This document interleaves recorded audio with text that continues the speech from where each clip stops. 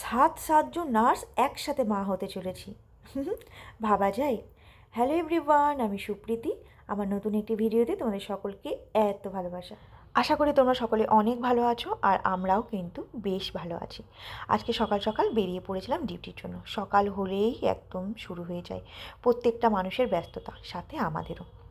আজ ডিউটি গিয়ে খুব একটা চাপের ছিল না, জানো তো। যদিও বা এই সময়ে আমরা কিন্তু একদমই চাপ নিই না। আমরা কেন বললাম জানো? কারণ আমরা এই মুহূর্তে 7জন নার্স অলরেডি মা হতে চলেছি।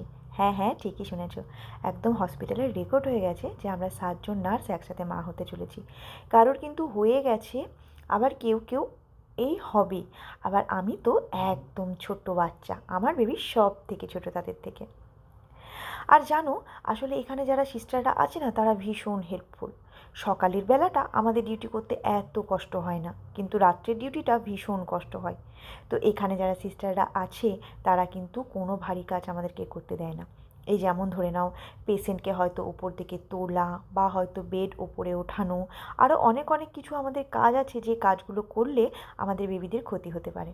কিন্তু এখানে যে সিনিয়র সিস্টাররা আছে, তারা ভীষণ ভালো। এমনকি আমাদের যে সিস্টার ইনচার্জ আছে, সেও আমাদেরকে এমনভাবে ডিউটিটা সেট করে দিয়েছে যে আমাদেরকে অন্তত হেল্প করার জন্য যেন 2জন করে সিস্টার এক্সট্রা থাকে। সকালের ডিউটিটা তো কোনো রকম করে কেটে গেলেও রাতের ডিউটি কিন্তু একটু কষ্টকর।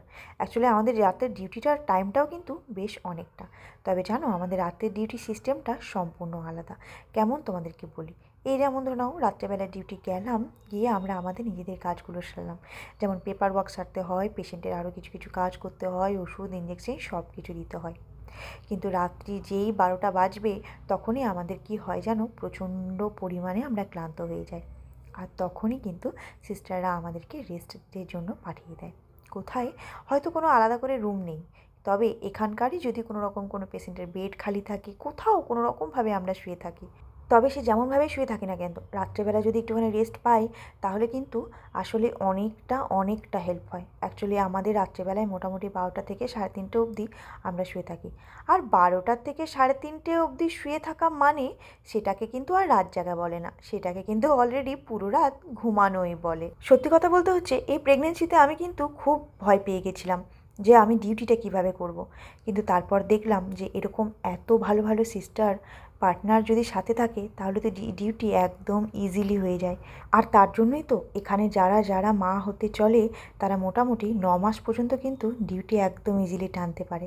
তবে সত্যি কথা বলতে কি জানো তো, লাইফ পার্টনার হোক আর সেটা ডিউটি পার্টনার হোক, সে যদি ভালো হয়, তুমি যে কোনো কাজ কিন্তু খুব ইজিলি করতে পারবে।